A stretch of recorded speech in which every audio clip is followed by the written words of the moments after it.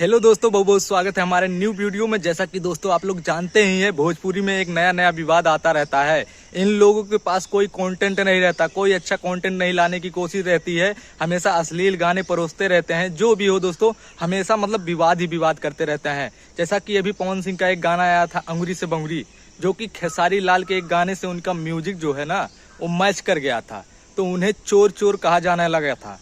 जो कि खेसारी लाल पहले से ही चोर हैं, जो कि फेमस हैं, ठीक है ना दोस्तों। ऐसा मतलब ऐसे इंसान को, पावर स्टार को चोर कहा जाने लगा था। अभी दोस्तों हाल ही में कल उनका एक गाना आया है खेसारी लाल यादव का, जीजा जी से सीख ला। तो दोस्तों जानते हैं वो गाना किससे मिलता है? धनी हो सब धन तोहरे नु बाटे। तो दोस्तों यही से कहा जाता है पावर यहीं से शुरू होला और यहीं से खत्म, ठीक है ना। तो आप लोग पावर जी के फैन ही ना, पवन सिंह के फैन ही ना, तो इस चैनलवा के जरूर सब्सक्राइब करी।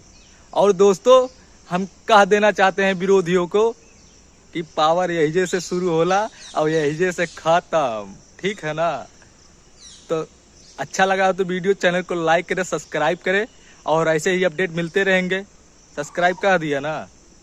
कर दो भैया प्लीज यार, कर दो।